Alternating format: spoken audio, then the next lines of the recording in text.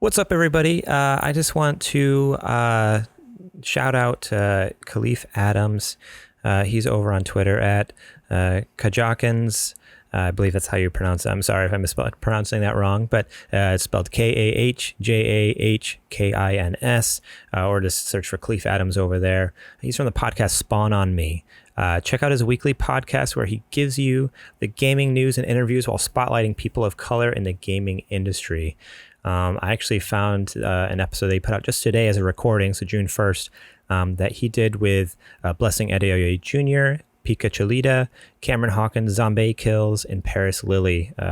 Very special episode where they talk about being black in America, how the gaming industry is failing black creators, and the state of the world, and yeah, everything that that they are working through and dealing with and processing and having to live with, and some of them have children, and it was just so eye-opening.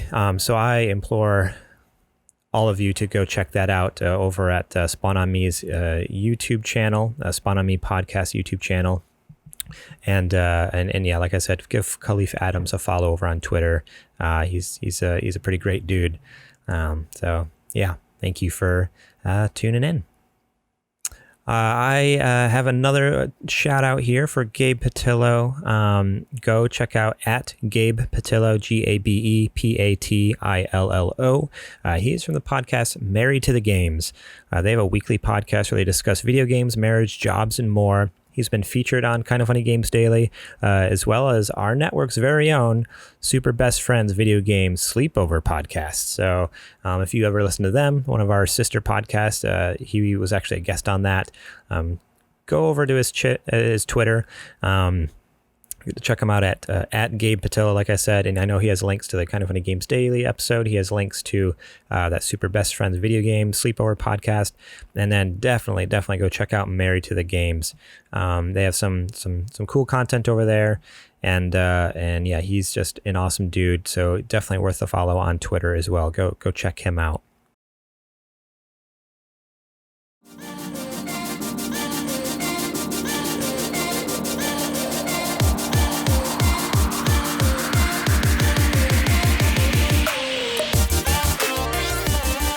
What's up, everybody? Welcome to another episode of Super Gamer Boys. I'm your host and captain, Garrett Morlang, and here in the virtual studio with me is the one, the only, JJ Purdom. Hey, what's happening, Garrett? Hey, and what's happening to all you people, the listeners of the Super Gamer Boys? I'm excited to be here in the virtual studio. Dude, it's been, It's been 2 weeks since I've been on a show.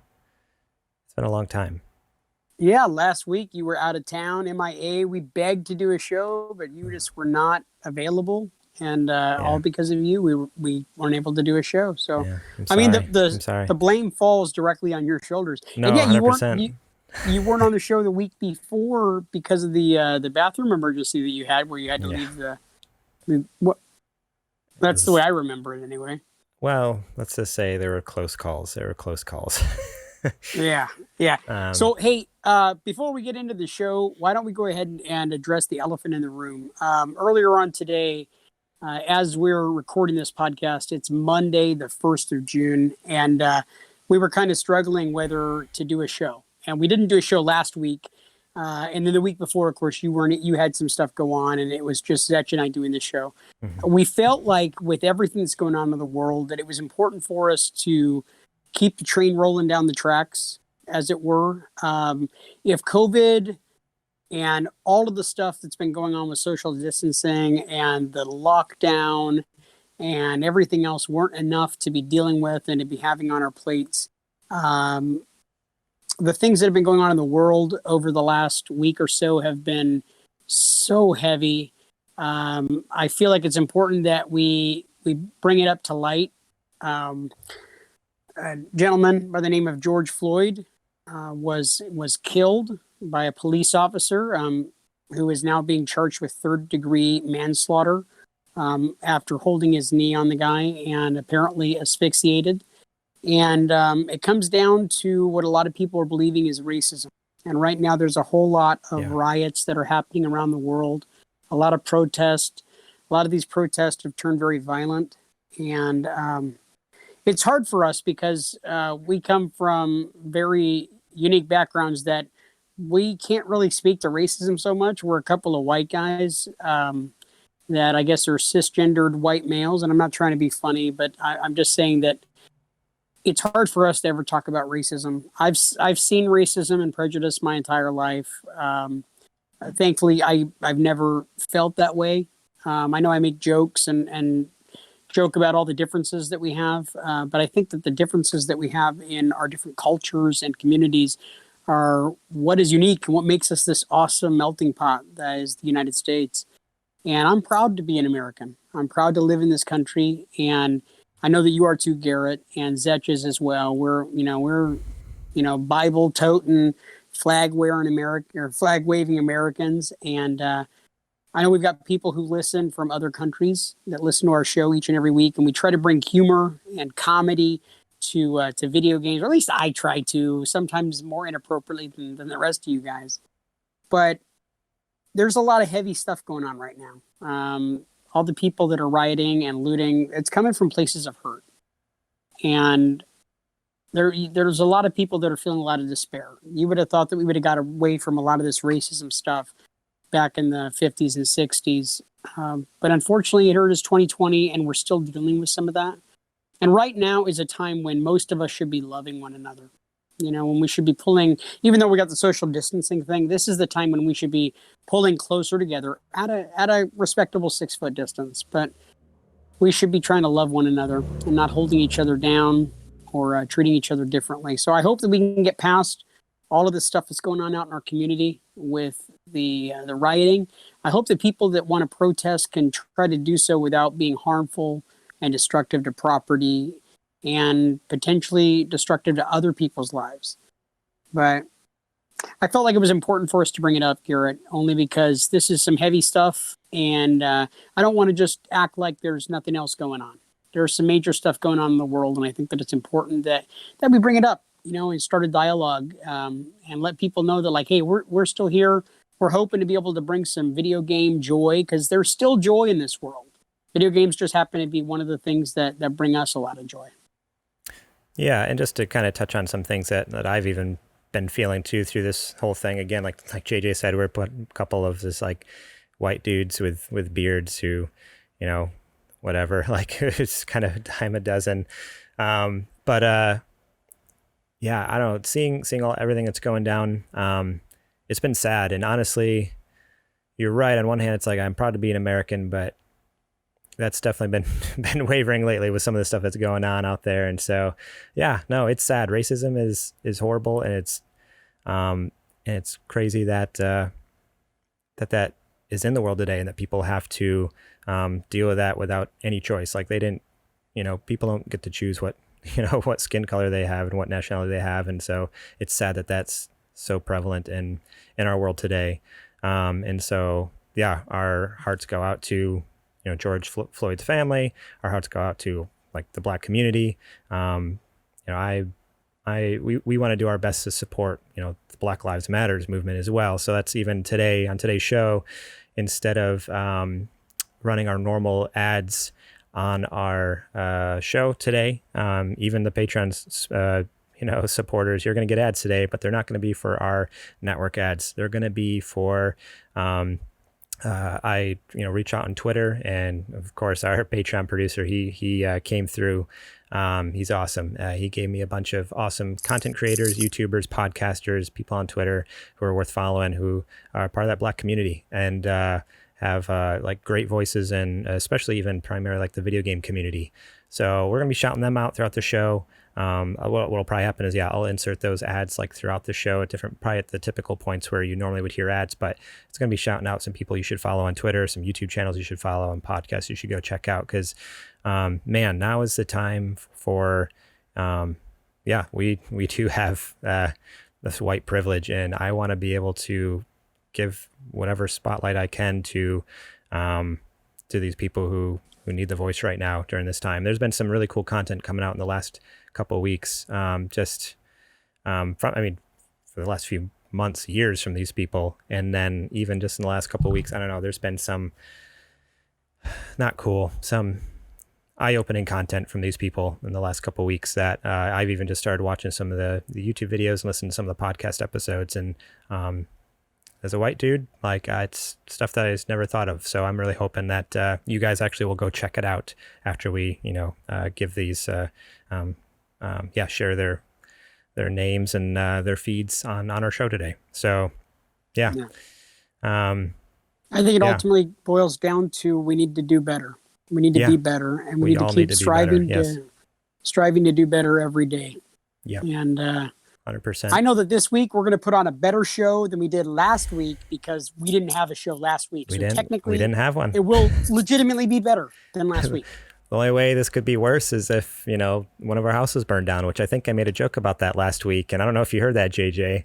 Your house didn't burn down. Your house didn't burn down. It's all good. No electrical fires. Nothing crazy. Funny enough, I do have a couple of lights that are flickering pretty bad, and I do have one outlet that broke. So I'm going to put that squarely on your shoulders. Oh, okay. I'm going to put that squarely. Yeah. Cool. Yeah, I'm going to blame you for that. So, you know what? I was going to, normally we talk about like, hey, how was your week? But really, I was so out of the loop. I had been listening to a book for the last, I talked with Dirty Dustin, who's one of our Patreon supporters.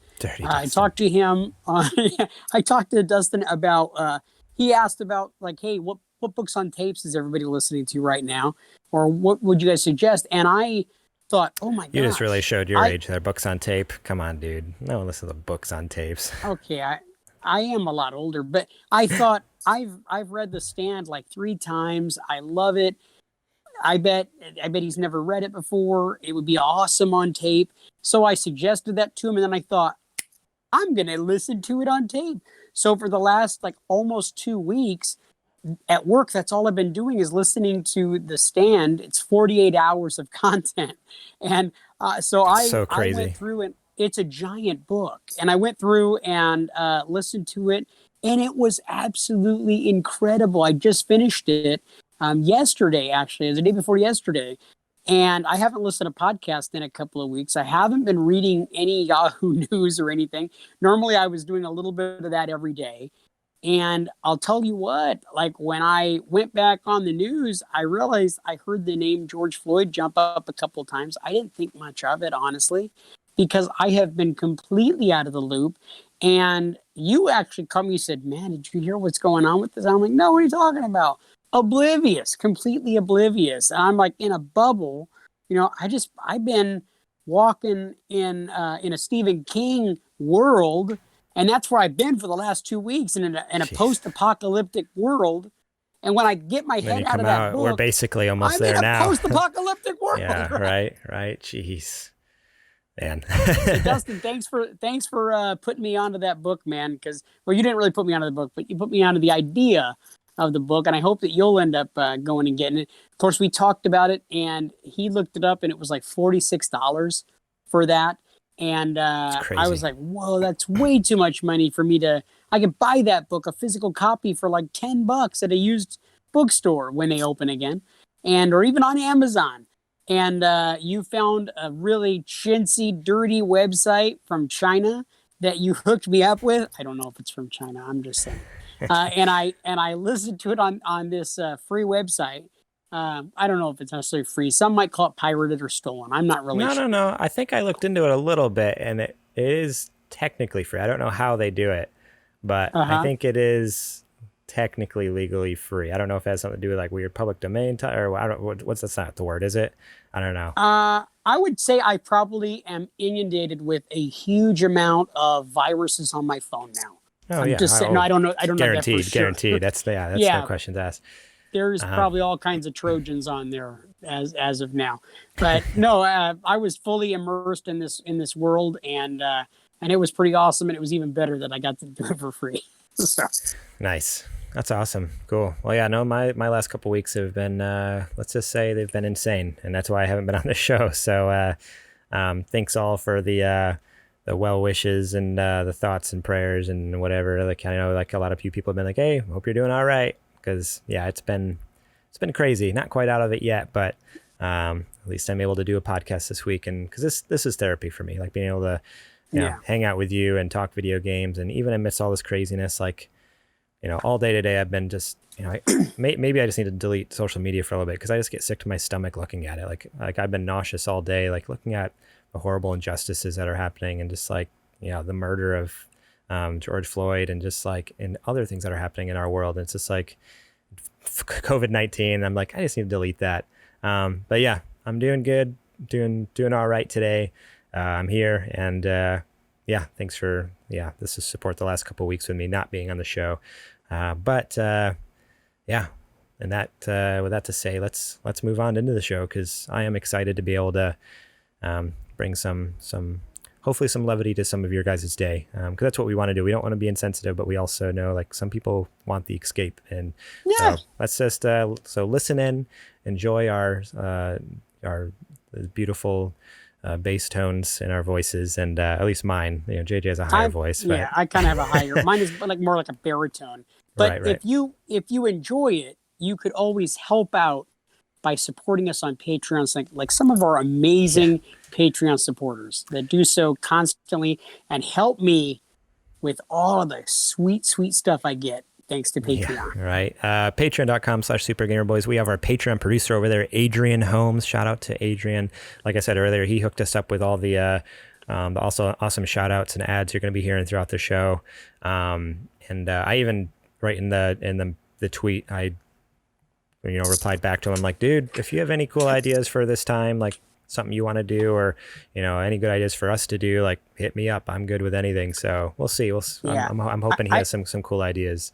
Yeah. Adrian had some great ideas, but I love that Garrett earlier when telling me about Adrian, he's like, oh, I have a token black friend. So I love that was the first thing you went to. And I thought like, that's what we got to get away from, Garrett. You can't say stuff like you have a token black friend. JJ. Adrian he's what? You can't say things like that either. No. Okay. I get it. I'm pretty sure I can. Pretty sure you can. Yeah. No, what I mean is you can't keep telling lies. How many times have I told you? Like you can't just make up lies about me. Make stuff up. Yeah. That's you it's okay if it's about you. You can make up all the stuff you want about you. It's just when you tell I'm a touchy. I'm a sensitive soul, JJ. I'm a yes, sensitive I understand. soul. And nobody ever believes the stuff I make up about myself. Like, but they believe it when you say it about me, apparently. No. Yeah, but you do. That's kind of why I do it. No, it's not good. Shout out to our Patreon sponsors, Bill Bird, Julie Bates, Dustin Long, and Brent Fox. You guys are awesome. Thank you, again for all the support, helping us do the things that we do to keep this podcast going and bring you guys great content. JJ will be able to get not so great. Sometimes not so great content. Really mediocre content. Yeah. JJ will probably be able to get The Last of Us Part 2 this month because of your guys' support. We actually just I think it was a couple of weeks ago, we broke that threshold of, now we're up to making like a little over $60 a month. And it's like, perfect. Like we can buy, a new game a month. That's great. At least for one of us. So JJ's getting Last of Us Part 2. Garrett. That's good. No, not necessarily. Not necessarily.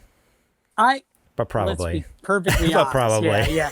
But I am completely thrilled because, the one good thing to look forward to has been The Last of Us on the horizon, with so much else weighing us down. Like, I'm telling you, this has like been that one lampstand that's standing there that I'm looking at, that I'm excited about. And man, I've got The Last of Us fever big time. Like in fact, I just got a controller that is a Last of Us Part 2 branded controller with Ellie's tattoo on it. You're welcome. Yeah, right. I know you're trying to play it off like you just found it somewhere, but I'm gonna claim that one. I got it for JJ. JJ's a good friend, and he's done a lot for the show, and he's been just an awesome friend to me. So I was like, I'll get you the limited edition Last of Us Part 2 controller. So I'm glad. Have you broke it out yet and actually played on it though? Because I know the other day. Of course. Okay. I know the other day you're like, it's charging. I'm like, and I told you, I'm like, you're not allowed to use it until you play Last of Us Part 2. So put it back in the box now. And he's like, okay. Yeah. I was ready to do it. Right? Yeah, but no, I've told my son he's not allowed to play Fortnite on it because it might mess up my controller. Right. He's like, I don't think it will, Dad. I'm like, I'm pretty sure it will. Yeah. No, I also want to get you a new controller because I feel like you've complained in the past. You're like, all my controllers are like broken or weird, or the analog sticks are janky, or they don't charge right. So I'm like, I want to make sure Yeah, when JJ pops open Last of Us Part 2 for the first time, and he has a controller that works, and like it'll just work. I It'll be charged, and the yeah, analog sticks aren't I had janky, and the buttons I aren't had sticky. I have two other controllers, and actually one of them, the plug port doesn't work to charge. You can't plug a cord into it, so it has to set in the dock, and it charges fine. But sometimes it just freezes and gets janky and doesn't want to work. You have to like detach it from the PlayStation and set it back up, and then it'll work for a little while. And then Jeez. part of the rubber on the same one, part of the rubber on one of the analog sticks broke off. I think my daughter kept pulling on it while she was playing Minecraft, and eventually just pulled it off. And she's like, "It fell off." No, it didn't fall off. You ripped it off. And so yeah, it's nice to have a controller that's mine, and they don't Yeah. get to put their jelly fingers on it. You know what I You mean? need to have a nice little display case for your dresser in your room, and it just sits there and on the charger. And then when it's ready to play, you open the glass case, pull it out with gloved hands, and Oh, of course, of course. with all your rubber gloves from working with pesticides every day. Alrighty, what do you say we get into the nerdy nudes? It is now time for the nerdy news. Alrighty, well, this week, so this is going to be a little bit of news from last week, a little bit of news from this week. There's been, because we didn't have a show last week, there's some cool stuff that I want to talk about. So first on the list here, Hideo Kojima claims he recently had a major project canceled. That's sad for me. That's Right? probably the worst thing that could possibly happen is Kojima not putting out a game that he was making, because we all know how much I have a crush on Hideo Kojima. Oh, I'm so glad that you said that, but you kind of stole it right out of my mouth, because I was Yeah. going to say that I like know. that's That's why I said it. Garrett's one man crush that he's allowed. It's one Yeah. totally strictly hetero man crush that he has. Yeah. Oh no, I maybe overly idolize this man, but he only puts out gold. He only puts out gold in my eyes. So over at VGC, Video Games Chronicle, Andy Robinson over there writes, the Metal Gear creator made the comments in an extensive interview with Japanese site LiveDoor, in which he also reflects on the sales performance of Death Stranding, which he said he considered a success overall. Asked about plans for his next game, Kojima said, "It's still in the early planning stages, so I can't say much, but on the down low, I'm actively working on it. Recently, a major project of mine got canceled, so I'm pretty pissed, but that's the games industry for you." Asked about Death Stranding sales, the Japanese designer said there is no need to worry about funding for Kojima Productions' next project. "We've absolutely crossed the line we needed to cross to be in the black, including recovering development cost. So I'd call it a success. I'd call it a successful result," he said. "And we still have the PC release coming up, and we've secured enough to begin preparing for our next project, so there's no need to worry." Kojima has reportedly said he'd like to work on multiple projects alongside his studio's next big game, which has been hinted to be a horror title. One person with knowledge of the studio's plans told VGC it had also opened early discussions about making a project for Google Stadia. However, it is not clear if those discussions developed. Let's see. There was one other thing. Right here, because a couple weeks ago, there was some rumors that came out that Hideo Kojima could be working on a Silent Hill game. In the LiveDoor interview, Kojima specifically refuted recent claims that he had secretly resurrected Konami's canceled Silent Hills project, saying that's completely false.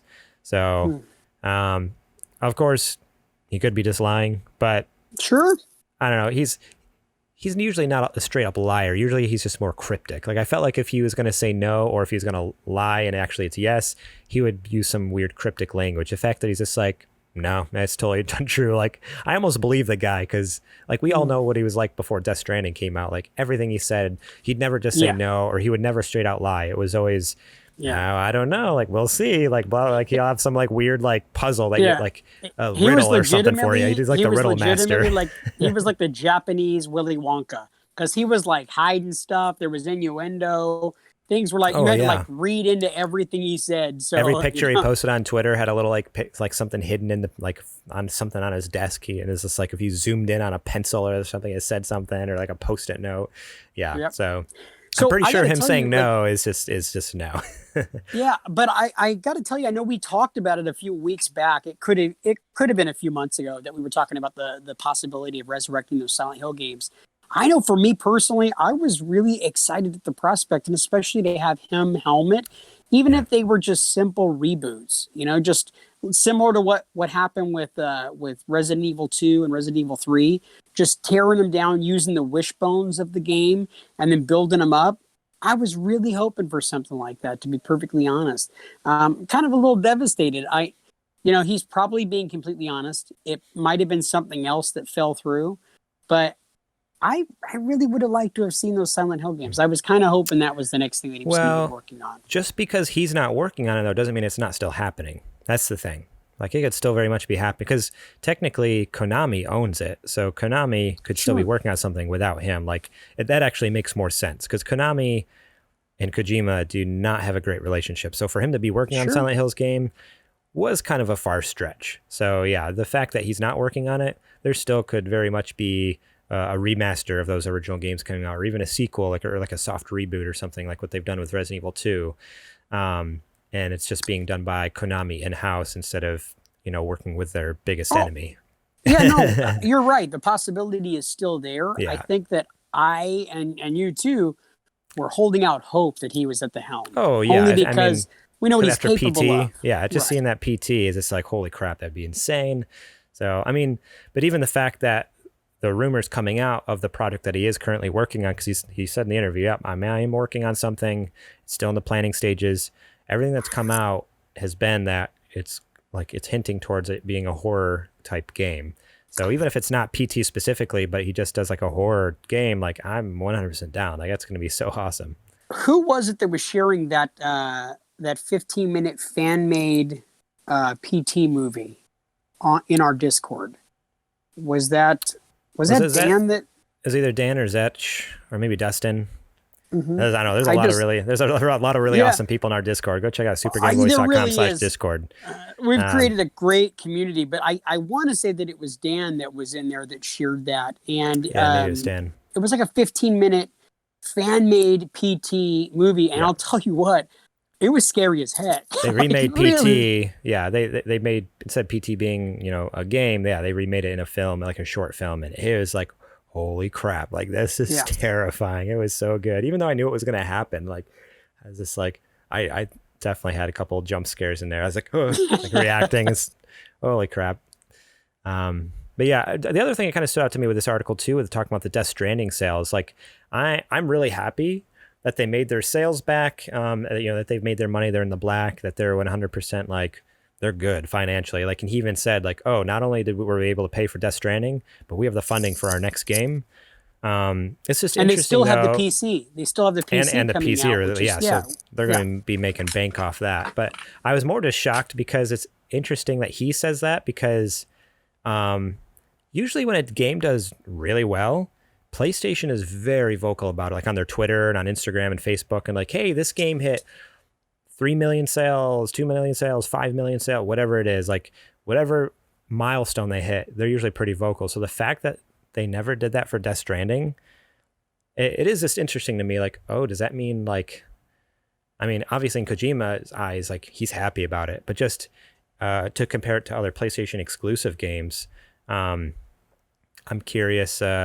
I'm curious because they've never put out sales numbers for it. So I'm just curious how well or good or bad it did compared to some of the other PlayStation exclusives. And obviously once summer hits, it's going to go to PC and it won't be PlayStation exclusive anymore. So maybe that's why PlayStation hasn't made a big deal about it. But yeah, it's just interesting because like when God of War hit a certain amount of sales, oh, blow it up. Big graphic that they put out on Twitter. When Spider-Man hit, so many sales, Uncharted, blow it up.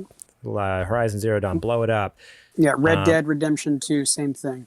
So like Rockstar did that for them because that's not a PlayStation exclusive. Mm-hmm. But yeah, so it's just weird that Kojima, like neither PlayStation nor Kojima Productions put out like, hey, we've made this many sales. Like, at least not that I know of. Maybe I missed something. But so if any of you guys out there know of the Death Stranding sales, hit me up on Twitter or in the Discord because I'm curious. Like, it's just weird that we haven't seen any sales numbers, like how many copies it actually sold. So yeah.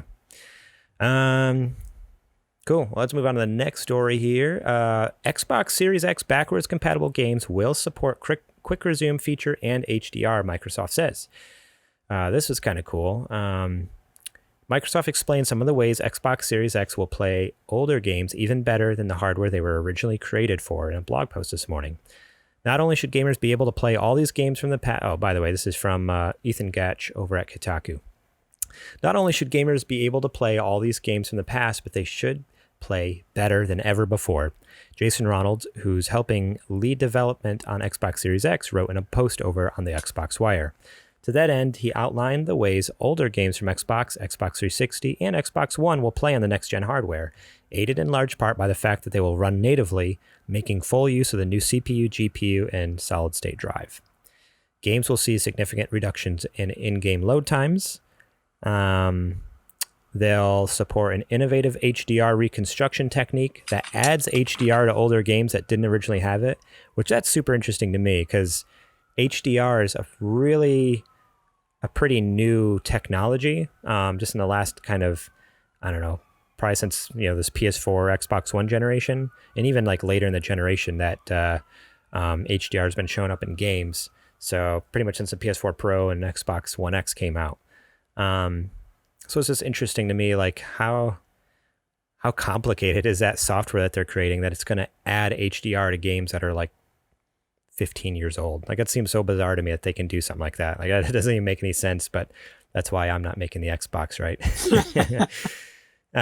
Older games will also support Xbox Series X's new Quick Resume feature, which lets players swap between up to at least 3 games at a time.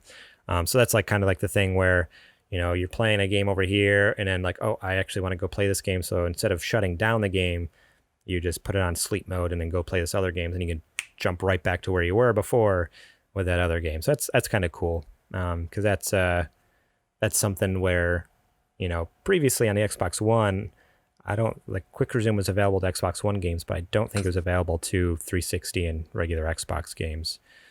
But yeah, so that was pretty cool. There's just some cool just kind of updates there on the Xbox Series X and everything going on. The relates to a lot of tech specs and stuff, so I know you probably don't have much to say about that. No, but I already knew about the tech specs, you call them. Yeah, no, if you wanted to share them with some of our listeners so they were aware of the HDR stuff, you can. 100%. I mean, it's up to you. Well, I did already, but okay, thanks for giving me permission to do that. So yeah, you're welcome. You're welcome. What's the next story? For all the people out there who actually care about this, so this is actually really sweet. Like, even though, again, like at this point I'm not planning on getting an Xbox, this is pretty dang awesome. Like, not only is this going to be backwards compatible with every Xbox, almost every Xbox game that's ever been made, basically, but then you're still going to have all the features. Like, you're not limited on what features you're allowed to use. You're still going to, all the features that you would have on a Series X game, you're going to be able to use for an Xbox game that came out in like 2005. So I don't know. That's just pretty cool to me. But it is a really cool thing, and it's actually a selling point. I mean, because now is probably the cheapest time ever as the X series starts to come out. It's probably going to be fairly inexpensive to pick yourself up a secondhand Xbox One. I know I've got one in the ready that we're going to be setting up pretty soon, and I'm actually going to throw down with some Game Pass because I figure, why not?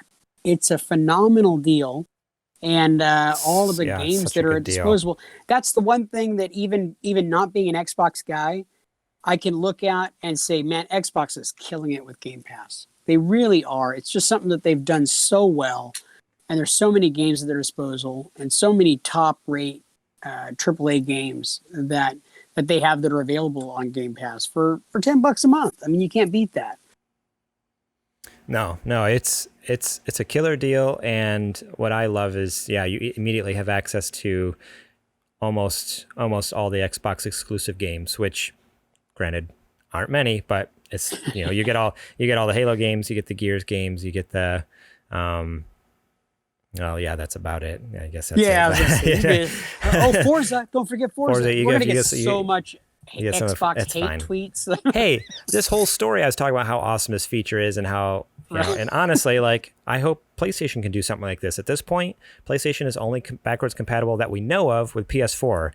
They haven't said it's not backwards compatible with older generations, but I'm starting more and more to think that that's probably the case. Like it's probably just going to be PS4 and not anything else, which would be so sad. But I don't know. We'll have to wait and see until until they announce more about the PS5, which at this point we don't know much.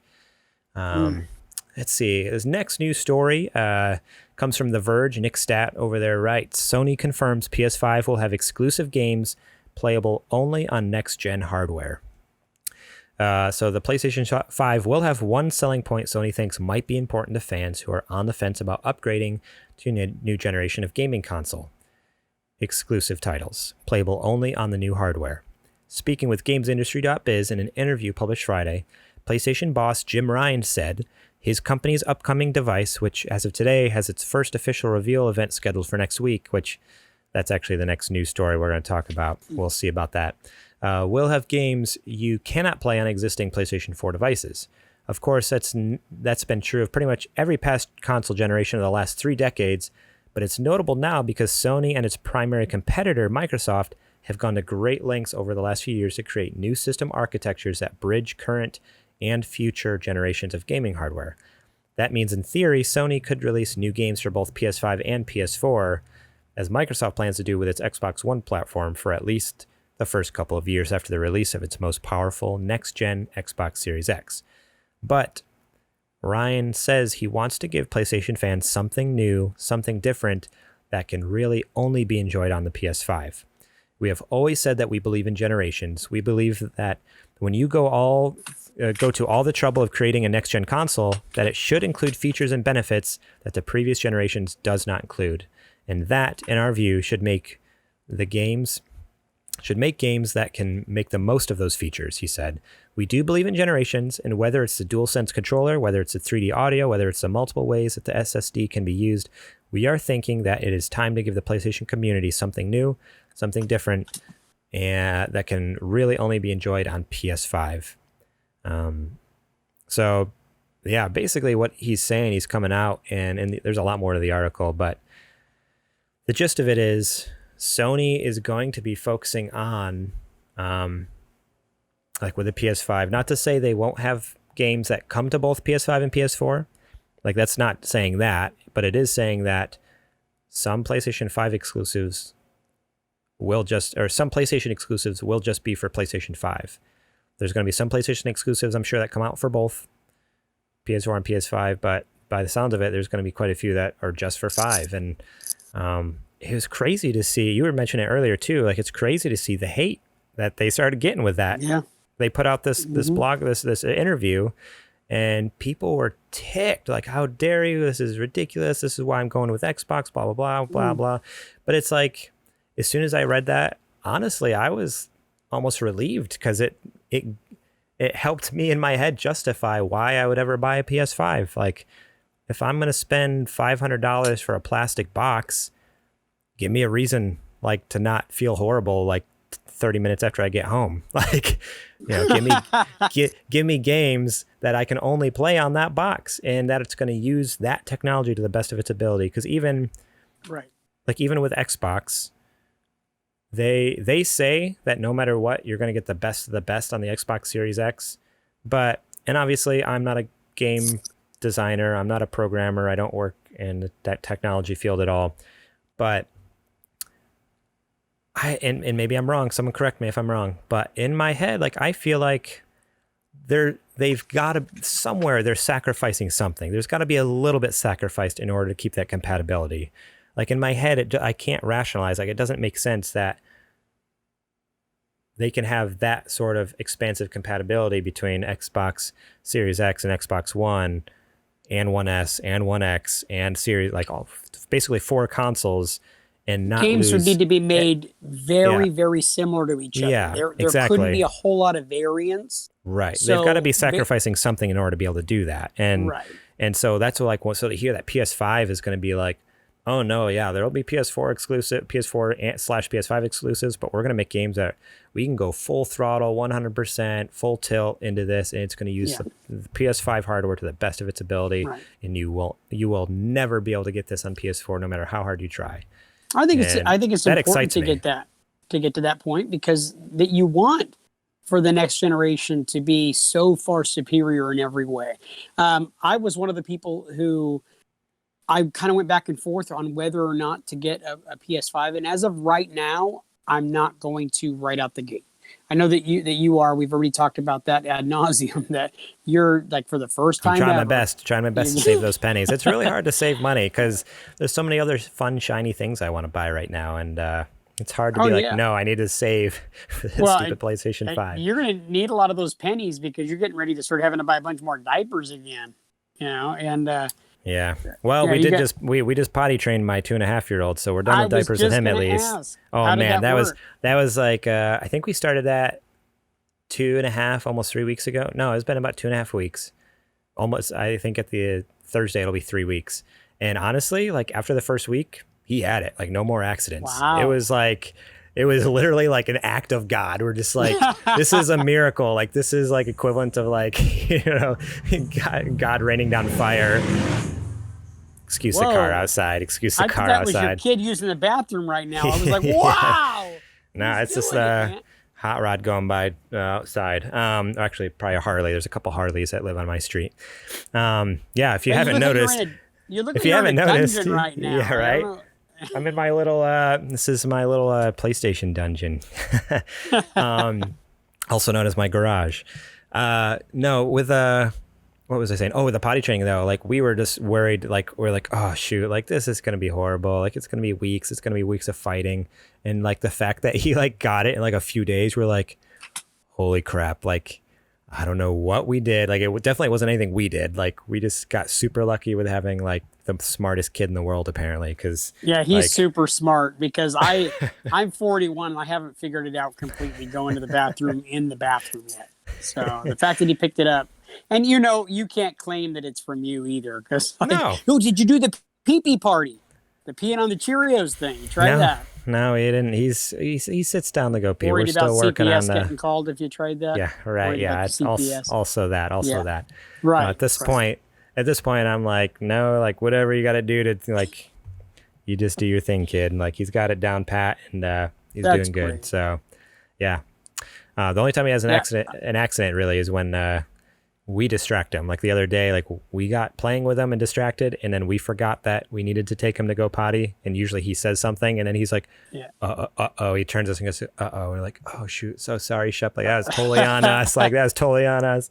But I remind my daughter all the time. I'm like, hey, you go to the bathroom? No. And then I don't have to go. And then she goes, no, and she goes. Yeah, inevitably. Every time. Yeah. But I'm glad it worked out for you, because I know you were having a little bit of stress, and with the new baby coming, you're like, we just got to be done. On top of everything else going on these last 2 weeks of my life, like JJ, you know what's been going on. It's like, why did we decide to potty train a stinking kid right now? Like we're gonna potty train a kid on top of like all the other crap going on. Garrett started taking testosterone shots. He wants to be a professional bodybuilder. So, and he's been having low T for the longest time. Can't you tell? And other medication. And other medication just wasn't working ever since he struggles with that low T, and the fact that your hair is thinning and stuff like that now. So I mean, I can't. My head. That almost was bad. I almost flung my headphones across the garage. I gotta make up for JJ's storytelling, right? Yeah, right. But anyways, back to the PS5. I do want to save up and get one of those, and this gets me just so much more excited because I wasn't worried by any means, but it was one of those things where it's like, I had a couple times where I contemplated, like, should I just hold on to my PS4 and play exclusives on, because they'll come to both, right? Like they've got to. And then when this came out, it's like, well, that answers that question. Like they're not all of them at least. So if I want to be able to play them and keep up with them and be able to talk to them about them on the podcast, like I need to get one of these. And so again, I'm back at it, saving up my pennies, really banking on, maybe some that Christmas bonus around that time sometime, because they're supposed to come out holiday. I'm hoping, most likely, we won't get a Christmas bonus obviously until December, but we don't know when this is coming out. Holiday could be November, it could be December. Who knows? What about Christmas in July? We need to start working on the boss right now. Right now, be like, hey, dude, can we just get our Christmas in July bonus? And he'll be like, screw you. Pretty much. Considering that we are in a unique position right now, that at the beginning of April, on April 1st, we hired 2 new employees because our company blew up so much, and we were kind of worried. I was one of those ones. Garrett, you can attest to it. That was like, we're hiring too many people. This is not right. We thought we were going to let them both go. Yeah. Yeah, and we hired the 2 people, and we blew up, and legitimately just hired a 3rd person that started today. So today was our first day. It's crazy. Yeah, I think that means you're probably going to get fired, Garrett. But I'm just saying. Let's just be completely honest. At least I have this podcast to fall back on. All the sweet money that's coming in. Okay. I mean, if I had more time on my hands, man, we'd have a full-blown YouTube channel. I'd be streaming all day, every day. You never know. I could make it big doing this. You could. If you think I could make it big doing this, show me some love on Twitter and I'll think about it. I'll seriously think about it. Maybe I'll quit my job. Don't because then I'll get stuck doing all your stuff. You'll get stuck. Yeah, you can get stuck in the office doing phone calls. I can't do that stuff. I mean, you're great on the phone. Oh, I know, but it's because I'm fake. I'll always tell everybody everything they want to hear. What do you think I'm doing all day? What do you think I'm doing all day, dude? JJ will get there and save the day. Don't worry. I mean, all you podcast listeners, JJ, you guys have heard me talk. You kind of know who I am. I'm pretty transparent about I'm usually a pretty straight shooter, about things. And as soon as I get on the phone, my tone of voice changes. I sound like the most pleasant human being in the whole world. I get I kind of it goes up in a little bit higher register, a little softer. He affects a Southern accent. It's funny. He becomes like a Southern belle woman. I've never seen anything like it because he answers the phone. And he's like, "Hello, this is Bird Pest Control. This is Garrett speaking." And I'm like, I don't understand why you're doing that. Why do you do that, Garrett? You don't have to. And he's like, "I'm so sorry that you're dealing with cockroaches. I apologize. We're going to send JJ out and he's going to save the day for you, sweetheart. Don't you worry about it. He'll be right over." Yeah. Yeah, not quite that bad, but it is to the point. And then some of the things I'm sweet talking them to, I'm just like, oh man, I am way too, if I was talking to these people in person, with my personality, I'd probably crumble and just sheer anxiety because I can't handle that if I was talking to them in person. But then even over the, usually these people are the type of people afterwards they go and talk to you and be like, oh, they were the worst. I can't stand them. You just got to BS them. That's how it works. That's how best, working the phones work. Just got to BS them, make them think they're the most important person in the world. And it works pretty good. But, that's why I'm glad I can come here and just be straight and real because it's exhausting being talking to people all day when they're just complaining about bugs that we can't. There's only so much we can do. We're not magic, we're not wizards. We're not going to show up and, take care of their bugs. But man, so I would love for you to take on the phones because my brain at the end of the day is completely fried trying to come up with sweet and nice things to say to people. Let me tell you. Alrighty, let's get into this last news story. And we kind of hinted at it a little bit earlier, but this headline's a little misleading. That's because this originally came out May 29th from PlayStation.blog. You're invited. A look at the future of gaming on PlayStation 5. The original article reads as this. Actually, I won't even read we'll get to the original article, but basically they announced last week that on June 4th at 1 p.m. Pacific time, they were going to do a huge presentation revealing a bunch of stuff about the PS5 this week. So, today's the first of the recording, so on Thursday, we are going to have tons and tons of information about PS5, games coming out, probably, I imagine, some more stuff about the console. They didn't actually say it straight up, but I'm sure, I would have hoped they'd at least show the box or something. But basically, there's going to be a huge PS5 event. Here's the update that came. Sorry, I'm getting attacked by gnats. I'm in my garage with the garage door open, so I'm getting a little chewed up here. Update as of today, June 1st. We have decided to postpone the PlayStation 5 event scheduled for June 4th. While we understand gamers worldwide are excited to see PS5 games, we do not feel that right now is a time for celebration, and for now we want to stand back and allow more important voices to be heard. So this is one of those things I saw it on Twitter first, the post pop up before I checked out the blog post, and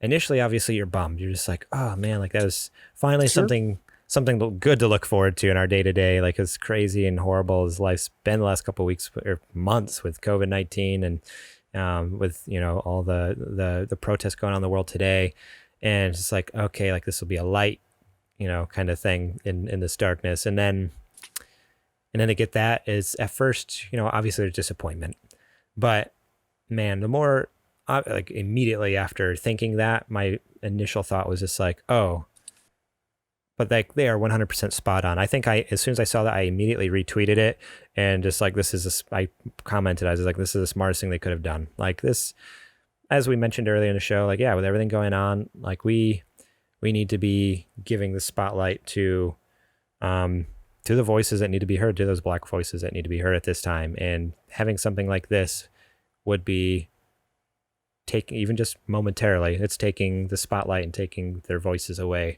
at that time. And so on that hand, that's how I feel about it. I am on board with them, postponing it. And also, I guess there's some rumors coming out that even some of the content that could have been in it could have been misconstrued as possibly insensitive or possibly just like untimely, which made me think like maybe some of the games, one of the games might have had something to do with maybe some sort of civil unrest or revolution or rioting or something. I'm not sure. They didn't specify directly, obviously, and obviously they didn't say that in the blog post, but that's like some other news articles have come out with some reports of that. So it's one of those things where I'm in full support of that. But even though it's not happening, I do want to talk about what are some speculations that we think might be in there, because looking at the blog post here, originally it said the digital showcase will run for a bit more than an hour, and for the first time, give you a first look at games you'll be playing after PlayStation 5 launches this holiday. The games coming to PS5 represent the best in the industry from innovative studios that span the globe. Studios both larger and smaller, those newer and those more established, all have been hard at work developing games that will showcase the potential of the new hardware. I just mixed two paragraphs together. That's why that didn't make any sense. The digital showcase will run for a bit more than an hour, and for the first time, we will all be together virtually, experiencing the excitement together. A lack of physical events has given us an amazing opportunity to think differently and bring you on the journey with us, hopefully closer than ever before. This is part of our series of PS5 updates, and rest assured, after next week's showcase, we'll have much more to share with you. So this was just going to be one part of it. It wasn't going to be obviously announcing everything. So it seems like this one is going to be focused on games. Like, what do you have any thoughts on that? Like, what kind of games do you think they could have been showing off? What kind of studios do you think we're going to see? We'd have probably seen some of the AAA big stuff. I think that we probably would have saw some gameplay for Godfall. I know that was like one of the first ones that we saw. It was announced at the Game Awards last year in December. Yeah. And that game looks pretty great. I would assume we're probably going to get some gameplay for that. And I would have liked to have seen a little more of like the Cyberpunk 2077. I think that's probably going to be one that comes out both on PS4 as well as PS5. Now that's just a guess. I don't know that for sure. The which one? Sorry. Cyberpunk 2077. Oh yeah, that game at this point is only on PS4. They've even come out and said it's not going to be on PS5 for a long time. Oh, really? Okay. Like they haven't even, as far as I know, they either haven't even started on it or they've only just started working on a PS5 and Xbox Series X version, because that game comes out in September. Okay. All right. I wasn't aware of that. I should pay attention a little better. Yeah. No worries. I thought it was going to be one of those ones that came out on both at the same time. That's what a lot of people initially thought, but it was a couple months, maybe a month and a half ago. They kind of quelched or, kind of put out those rumors with, what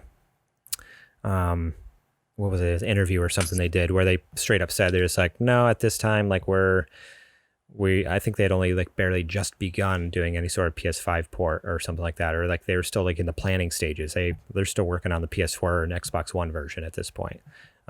So yeah, that probably won't even come until later next year. I wouldn't be surprised, like summer of next year, if not later, with how big that game is. But any other thoughts on like some games you think we might have seen or? Nothing else specifically, but I think there was a good possibility that we probably could have seen the actual box, the actual size of what this PlayStation 5 is going to be and what it's going to look like. I think that's a real possibility that we might actually get some visual on what the box is going to look like. We saw the No. monstrosity that is the X series that looks like a giant tower. Refrigerator. Yeah, it looks like a mini fridge, but no, I'm just kidding. It's understandable with the venting that needs to happen with the crazy ray tracing and everything else. But I'm pretty sure we'd have probably, maybe again, just speculation, we'd have got an idea of what it looks like. Yeah. I think I would hope as far as PlayStation exclusives, like I think we're getting pretty close to Horizon Zero Dawn 2. And that's not like that's purely based off of how many years it's been since the first one came out, and I know there's been a lot of murmurs going on amongst like just the games industry in general, whether it's things that voice actors are saying, so people who are actually going to be in the game like have let stuff slip. Like I think Janina Gavankar, she plays one of the characters, and she let slip kind of that they were working on something. So I think I could totally see that being a launch game. I don't know. I don't know. This one I'm kind of 50-50 on. I could almost see them announcing a remastered version. Not remastered necessarily, but like how they did Last of Us Part 2 for PS5, like what they did with the original Last of Us. Because the original Last of Us came out just before the PS4 as well. And so they did it, and then they came out with a remastered version for PS4. I wonder if that would be something they'd showcase, be like, hey, here's the PS4 version. And that you're gonna get next week, but here's what you can look forward to next year or something like that. Like, do you think they would do something like that soon though? That's why I'm 50-50 on it, because it almost seems like that would cannibalize sales for the PS4 version. Yeah, I don't see them doing that, because I think that you're very right. It would cannibalize sales, because people would be like, saying, I'll just wait, and then I'll get this super quality version of it in another 5-6 months or whatever it be. Right. Yeah, I couldn't see them doing that, but I can see, if everything's been tailored for it being a PlayStation 4 game only, I can see them remastering it to upgrade it a little bit, just like they did for PS4. I totally think they will. I just was more thinking, like, would they announce that at something like this or not, or would they just wait? And I think it a little too soon. My thought. Yeah, talking with you now, it's like, it seems like it's a little too soon. But yeah, like, I don't know, like I could totally see, as far as like exclusives, because that's what we all care about. Like, that's what we want for the PlayStation is exclusives. So like, is Insomniac going to come out with maybe Spider-Man 2 another Spider-Man game or a new project? Let's see, Santa Monica. It's been 2 years. It's been 2 years since God of War finished up. 2 or 3 years. Like, are they working on something? Are they going to announce like just even a teaser, like a title, like boom, God of War 2 or whatever, which is confusing because there's already a God of War 2, but I don't know how they're going to name it, but God of War Part 2 maybe. I'm coming curious. 2022 or something, or I'm curious, and I could just be saying some stuff out loud. I'm curious as to what Naughty Dog has in the next chamber. Obviously, Last of Us 2 is getting ready to come out. They have to already have an idea of what they're working on if they haven't already started to get something going. And considering some of the things that they have licensed to, I know that they've said they retired the Nathan Drake character, but I would love to see another Uncharted game. And it doesn't necessarily have to be Nathan Drake. I know they did the female version based off of the same mapped out Uncharted 4. Basically it was just Uncharted 4 with different skins. It was Nadine's story. Nadine and yes. What's her? I forget her name. I never got a chance to play it. Do you own that one? I do. I own that. Because I think I'd wanted to borrow that from you in the past, and I forgot to follow up with you. But if I can borrow that sometime, I'd be totally down. Yeah, I don't loan games out. I don't. Probably, yeah. No, I don't loan games I get it. out, but, I understand. If I had a choice, I wouldn't loan games. Yeah. If I had a choice, I wouldn't loan games out either, but I don't really have a choice. Yeah, no, I'll get that to you. It's it's a great game. It's a bit, I'll be honest. Yeah, I've heard amazing things about it. I never finished it. And that's a shame, but I got into other games, and unfortunately I'm kind of a bit of a fake gamer like that. To be perfectly honest. I'm really not good about finishing games. I know. But yeah, so I'd be curious about Naughty Dog as well, because they've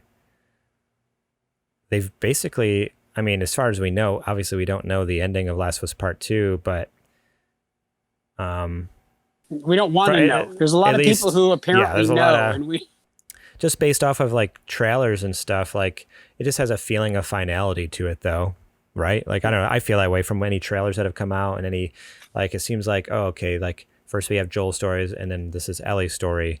Like those are the only two main characters of the game. Like who else are they going to tell a story about, right? Like like I can imagine. So it feels like they're wrapping this up. Like what do they do next? Like and they've done that throughout the years. Like obviously, like they had Crash Bandicoot and they did like so many games, and they kind of stopped doing that. And then PlayStation 2 generation, they started doing Jak and Daxter, and they did that through the PlayStation 2, and even in the PlayStation 3 generation, and they wrapped that up. And then PlayStation 3, they had, you know, Uncharted 1, 2, and 3, and then eventually they wrapped that up in PS4, and same thing with Last of Us. And so it's like, okay, I feel like whatever they do next, it's going to be fresh or new. Like I don't see them going back and like trying to dip in.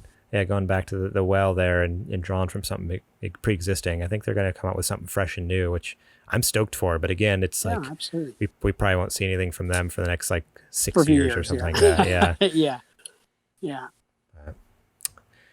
Alrighty. Well, let's see here. Well, now's the time of the show where we normally would have a Patreon ad, but we are going to give a shout out to some awesome content creators and from the Black community. So go check out these people that are coming up right now.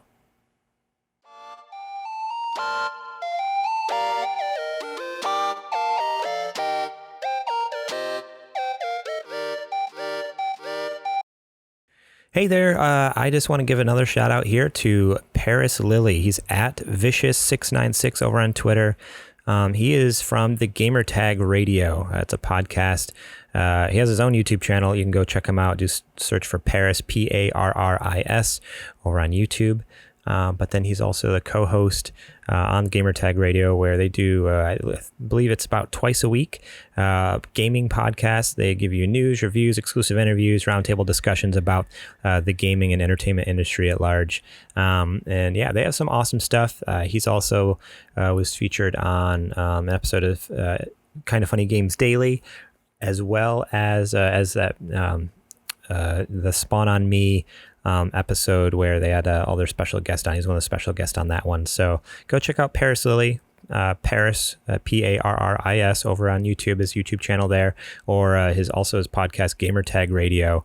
At Vicious696 is his Twitter handle. Go check him out.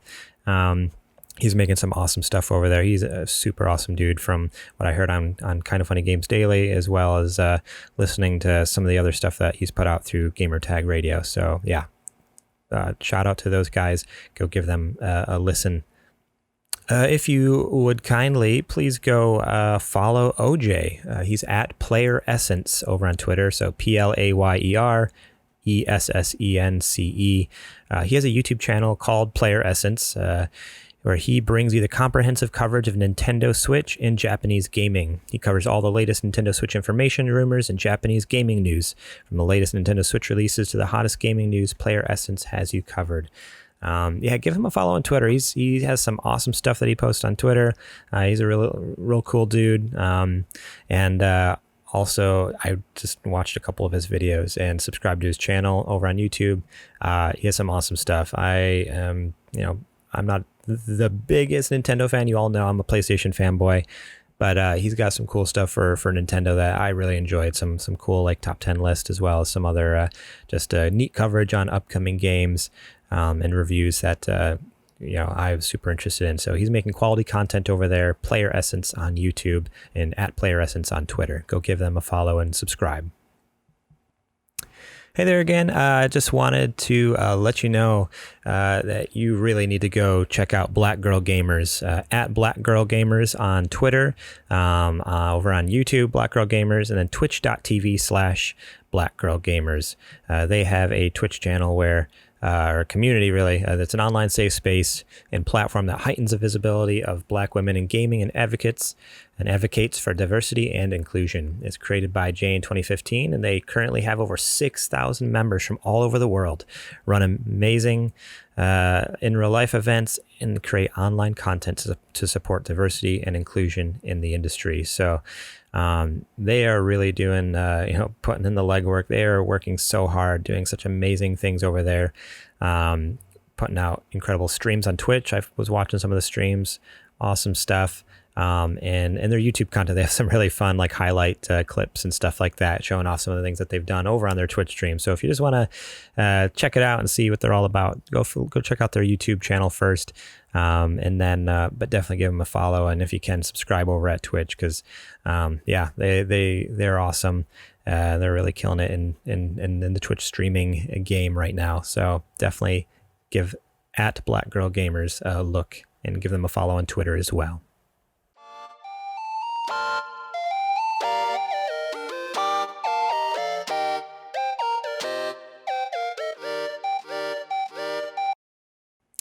Alrighty, we're back with the new releases now. We have a few new releases that I felt were worthy of shouting out here. What the Golf is on Switch, May 21st. There's 2 weeks worth of stuff here because we didn't have the show last week, so I wanted to make sure like everything kind of got covered. So May 21st, What the Golf came out on Switch. I played this game on the iOS on iPhone. I think it's also on Android. No, actually, no, it might just be an iOS exclusive. It was a lot of fun. I loved it on iPhone, and I'd be curious how it plays on Switch. I don't know. We'll see. Minecraft Dungeons came out on PS4, Xbox One, Switch, and PC on May 26th. I was playing that on the PC Microsoft Game Pass there. It's free on there. And it's basically Diablo, but it's Minecraft. It's like a top-down kind of point-and-click game where you like run through dungeons and kill a bunch of monsters, but instead of, it's basically, it's literally Diablo, but it's with the skin of Minecraft on it. Like it looks like the Minecraft art style and stuff like that. So which is fun, but I actually got looking into, I played for about an hour, and I looked up online and saw that the campaign was only like 3 or 4 hours long. I'm like, oh, that's weird. Like, why is it so short? Like Diablo is, I don't know, like a 10-hour game or something, like 15-hour. I mean, and it has replayability. You can play it over and over and over and over again and like kind of play it forever. Or Minecraft Dungeons, it's like, oh, like why would I want to play a 3 or 4 hour game over and like that doesn't seem very exciting. Like to do the same thing over and over again. But it was cool enough. Just checking it out. Mortal Kombat 11 Aftermath came out on PS4, Xbox One, Switch, Stadia, PC on May 26th. BioShock The Collection came out on Switch on May 29th. Borderlands Legendary Collection came out on Switch on May 29th. XCOM 2 came out on Switch May 29th. Xenoblade Chronicles Definitive Edition came out on Switch May 29th. And Valorant comes out on PC, comes out of beta, because I'm currently in the beta right now, and I know Zetch he's talked about on a previous episode. It's finally coming out of beta and going free to everyone June 2nd. So if you guys listen to our Patreon feed, it's today. If you're listening on our regular feed, it was yesterday. So go check that out. And if you're interested in playing, hit me up, because I've played a few times and I've enjoyed it. But it's definitely more fun to play with friends. So I have it on PC. So yeah, let me know. I'm interested. Now is the time of the show where we talk about what we've been playing. So JJ, what you been playing? Well, because the month of June, in just another short couple of weeks, I'm going to be picking up that copy, thanks to our Patreon supporters, of Last of Us 2, and I look forward to being able to play that.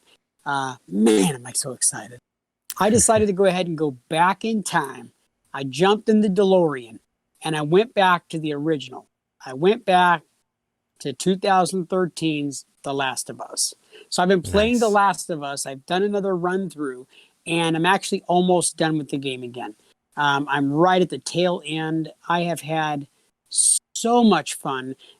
I actually have become a better player now. I realized that a lot of times when I did the game the first time, yes, it took me longer because I didn't know the thing. It's been a couple of years since I played the game. I play a little bit here and there, but I haven't really played the game in like 2 or 3 years. And this time around, I really, really went in with stealth on the brain. And I played a much better game by being stealthy, by going, okay, I'm going to bide my time. I'm going to really try to like be smart about every move. Before, as a gamer who had no experience, I would rush into everything. I was going to run in full tilt boogie and would get destroyed. That's not the way to play this game. So No, not at all. if you've never played The Last of Us, it stands out even now. It stands out as being the very best storytelling of any game. And this was a PlayStation 3 game that then got remastered for PlayStation 4. The one thing that I can say is now, after playing all the great Red Dead Redemptions and all of the other new games, Spider-Man and stuff that have great fluid gameplay, this absolutely comes across as a little bulky and blocky. And I can definitely tell that it's very evident to me now playing it. The story is still absolutely incredible, but it's very much evident to me in the way that this stuff is laid out. It's not very fluid like new games. So that's one of the reasons why I'm really looking forward to Last of Us 2 coming out in a couple of weeks, because I know that it's going to be all that in a bag of chips. Like, it's just going to be an updated new version of this thing with great storytelling like only Naughty Dog can do. Naughty Dog has consistently put out incredible games.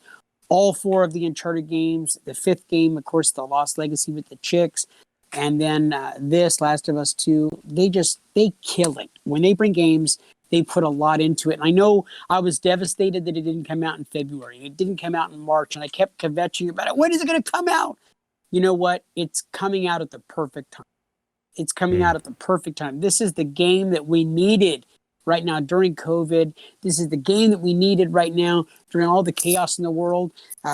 We can go ahead and all of this stuff can be healed with one incredible, amazing video. Or maybe not, but we can at least get away from all the regular life bull crap that we deal with every day by playing a really great video game. So Last of Us, the original, still stands out. And Garrett, I implore you to get on to this game before you get an opportunity to play Last of Us 2, to refresh yourself. I know you haven't played in a bunch of years since it first came out. The game is still absolutely incredible. Yeah, so I played the original one on PS3 back like when it first came out. And I've told the story, like basically back when those big PlayStation hacks happened, I got hacked. I was one of the ones, the accounts that got their information stolen. And so I was sitting at church and I looked down and got an email that I made a purchase at PlayStation. I'm like, that didn't happen. Like, I'm just sitting here praising Jesus, and all of a sudden I'm buying The Last of Us. And so, yeah, I got home and I was like, well, at least it was a good game, I guess. Like, it could have been worse. So I obviously very quickly changed my password, called PlayStation. They're like, sorry, can't refund you because we suck. Did they actually say that?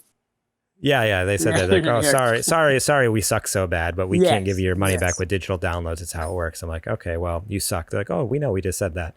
Yeah. And then, but I played through it, and I remember enjoying it. But I was even telling you earlier today, like, I have a hard time remembering the end of it because I was just, we're all different at different times of our lives. Like when we're younger, we're just very different people. Like, that was what, 8 years ago now when that came out on PS3, 7 or 8 years ago. I was at a different spot mentally, in my gameplay style, in my thinking of the world and anything. So for me, it was just like, I'm playing a fun zombie game, whatever, big whoop, like barely paying attention to the story. But it's made me like jealous almost. Like, I listen to podcasts for the last couple of years, like in the gaming industry, like Kind of Funny or IGN stuff or whatever it may be. And I hear them talk about The Last of Us. I'm like, I did not pick up on that. I did not get that. And then they even talk about the end. I'm just like, I vaguely remember the end. Like, I don't remember that though. Like, so I really want to go back and play through it before The Last of Us Part 2. So that's actually something that I know I've mentioned to you a couple times. I think I mentioned to a few friends a few times. I want to play through The Last of Us, the first one. And I'm hoping I can have this studio set up instead of out here in the garage. Hopefully inside. Our housemate recently, actually just today, moved out, so the room is empty now. So it's going to become my new in-home studio. So slash guest room slash Judy's art room. So not just my studio. But, You're gonna, yeah, it's gonna be full of like easels and like paint and yeah. Exactly, probably, and a air mattress in the corner for guests to come over. Right, because we're too poor for a real bed. But basically, my hope though is like I want to be able to stream through it because, yeah, I mean I've been trying to brainstorm ways to do more content for Super Gamer Boys in general, and I'm like, what better way than to just jump on Twitch and play through this game leading up to the release on the 19th. It's only like what I think you can beat the original game in like 10 to 15 hours. So right. I was like, so like in like a week, I could like if I play like a few hours every night, like a weekend, like I could probably have it done.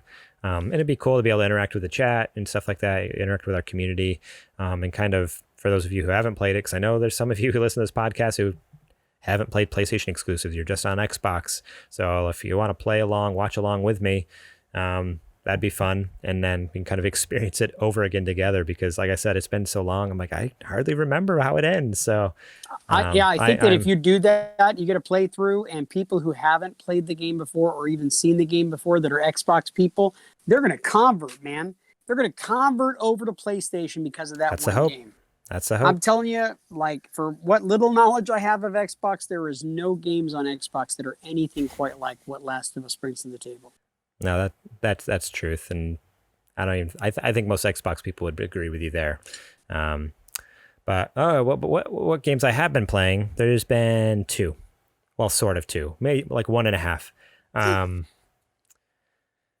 The half. Here's the half. I've sort of been playing Animal Crossing again. I kind of fell off because I got super into Final Fantasy VII, played through that, beat it because I'm a real gamer. And then what happened is basically life kind of went to crap for a couple weeks. And then after coming out of that, I was like, it's been like 2 weeks since I played a video game. I should do something. It was last Sunday, I believe it was. So not the 31st, but the one before that. I was like, I'm going to jump on Animal Crossing. And I know on Sundays you can buy turnips. And they have this thing in the game called the stock market. Not stock, but stalk, like STALK. I don't know why it's called the stock market. And basically you buy turnips in the game. And then throughout the week, you can go and check in at the shop to the little Nook twins, the little kids who run the shop basically, and ask them, hey, what are the turnip prices today? And it'll fluctuate throughout the week. It'll go up and down, up and down. You never know what it's going to be. And it's literally just the stock market. And you're just like, okay, like you're going to buy low and sell high. And last week I was like, okay, here we go. I bought them for 99 turnips a piece, $99 a piece, basically. I bought like $80,000 worth of turnips, and I was all of my money in my bank account. I'm like, here goes nothing. I think I even put out on Twitter. I'm like, someone please, if anyone has good prices, let me know. I have a family and kids to feed. Like anyone, please. I ended up selling them for 180. I felt that was a pretty good turnaround. It was almost, made double the amount off of it, almost doubled it. That's pretty good. And then like a psychopath, yesterday, Sunday, because you only buy them on Sunday mornings. Sunday morning I got up, they were on sale for 90, so cheaper than how I bought them the week before. And I had more money this time. I had $250,000, and I spent all $250,000 on turnips. I'm going all in, baby, all in. Wow. And I am hoping for the best this week, because if I don't make a profit, I want to at least break even. But man, if I can't do that, I'm so screwed. Like, I'd be so bummed. Well, fortunately, me and my buddy are kind of working together. He put in $1 million bells, and he bought $1 million worth of turnips, and I bought $250,000 worth of turnips. So between the two of us, we got $1.25 million on the line.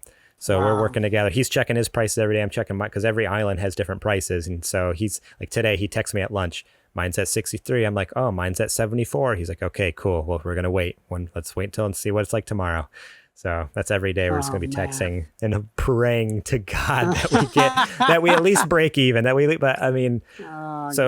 yeah, so that's my half a game I've been playing. So I'm not like playing throughout the week. I literally buy turnips on Sunday, and then like on my lunch break every day, I'm checking the prices and see if it's worth selling my turnips, and then I turn it off. The main game I've been playing though is The Messenger. I started playing about a week week ago, maybe not even, like maybe 4 or 5 days ago.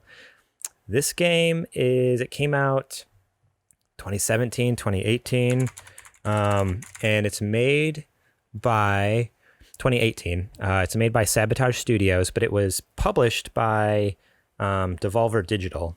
They do a lot of pretty awesome games. But it's in the style of like kind of like a Super Nintendo, maybe even Sega Genesis type like side scroller game about a ninja fighting like the hordes of demon armies. And what's really cool is it's a modern game made in this old art style, but I love it has like this super dry, sarcastic sense of humor throughout the whole thing. Very self-aware, like totally understands it's a video game and like makes jokes about it, like kind of breaks that fourth wall kind of thing, which is great. Every time you die, there's like this little demon that pops up on the screen that like saves you essentially. Like it's a good demon. He'll like the way it works is he says, before you die, he freezes time and takes you back to the last save point. But he always has like these really like sarcastic remarks, just like, you just couldn't resist jumping on those spikes again, huh? Like it's not that hard. Just don't do it. Like it's like, okay, dude, like chill. Or like, awesome. or like, hey, I've saved your life like 78 times now. Like you think you need to get good, dude. Like it's just like totally just roasting you while you're playing the game. Wow. So I've been loving it so far.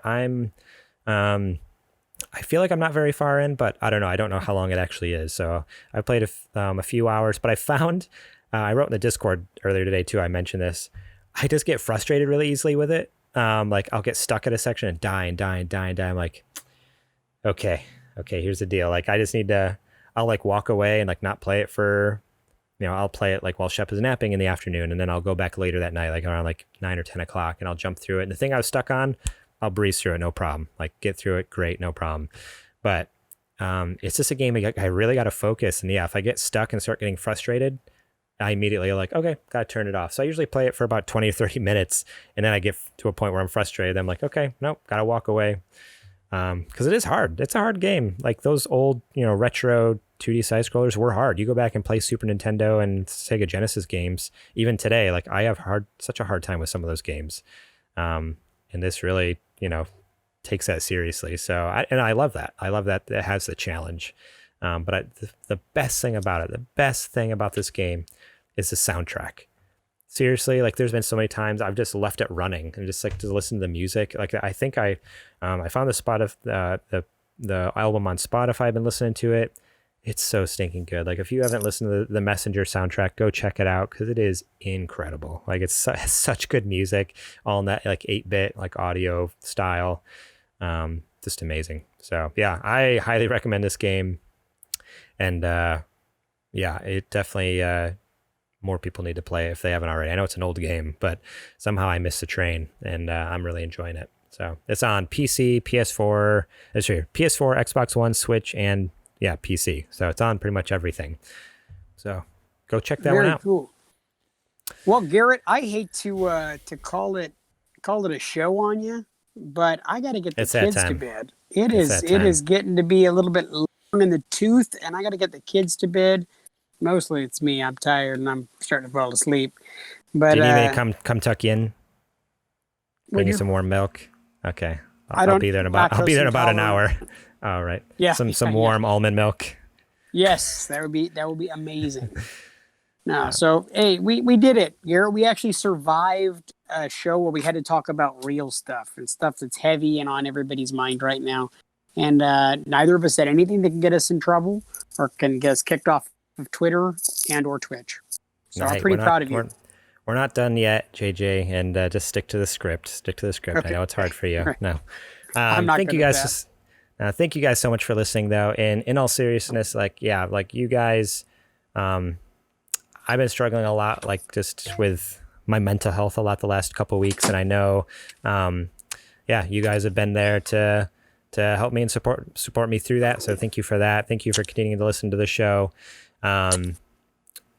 Remember, like we are here for all of you guys, no matter your skin color, white, black, brown, everything in between. Like we want to make sure like that everyone has a voice and everyone's represented and that everyone is loved. Like that's what it's all about. Like we just need to all like to love each other in this time. So, absolutely. if anyone needs anything, like reach out to us. Like obviously, like financially we can't help, but man, No, we like cannot. I'm down to just. We But cannot. like if you need something to talk to, like I'm down to talk. Like I may not understand, but I sometimes people just need to listen.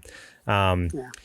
If and yeah, like 100%, like we were saying before, like if you have the ability and you're privileged enough to have a spotlight of any sort, like try to aim that towards the people who need it most right now, which is some of the protests that are going on, some of those people who are peacefully speaking out, like online, and in different places, like on podcasts and YouTube and stuff like that. And that's what we were trying to do with some of those people we shouted out throughout the show on our ad sections there, is giving that spotlight. And I told Adrian this, I was like, we have the tiniest like little platform, like we have nothing even compared to them. They're probably bigger than us, but even if 5 of you listeners out there go and listen to them, like I feel like that's a win, because that's like, that's better than none of you guys going and checking them out. And because it is important. It's important to have hear different perspectives, and really be willing to just listen and understand, and or at least want to understand and hear them out. So we seriously just implore you to go check out some of those people that we shouted out here, if you can. Normally we shout out our Patreon here. We did at the beginning of the show. But if you can, I know there's a lot of different places out there you can support financially for everything going on right now. So I implore you to do some research and find some place that you feel comfortable giving at this time for one of those. I would mention one here, but off the top of my head, I'm blanking on something to support financially. So just do your research and whatever you feel comfortable giving towards during this time to help the Black Lives Matter or whatever it is. Like go check those out, and I would ask you to do that instead of coming to our Patreon or our store like at this moment. You can rate and review us over on iTunes or anywhere else you listen to our podcast. That helps us tremendously, showing up in the ratings. You can find us at supergamerboys.com, Twitter and Instagram at supergamerboys, facebook.com/supergamerboys. I'm on Twitter at gmorlang. JJ is somewhere. I don't know, you're on Twitter. Sometimes on Twitter. I'm on Twitter at JJ Purdom. Yeah. I think it's been about a year since you've been on there, but at JJ Purdom, you can find him. Zetch isn't here this week, but you can find him over on Instagram at Zetch Keenan, or at his other little Instagram page that he does called Nerd Dads. So at nerd_dads. He does some cool, fun, like, if you're a dad and you like nerdy stuff, go check it out. He has some fun, like relatable little videos and posts and stuff he puts up there. Pretty funny. Definitely. And keep in mind that the great philosopher John Lennon once said, all you need is love. And that's the only way that we're ever going to be able to combat all the hate. So thank you guys so much for joining us here this week. I am JJ Purdom. This guy over here, the skinny guy who looks like he's way too hungry, that's Garrett Morlang. We are the Super Gamer Boy. And don't forget that Black Lives Matter.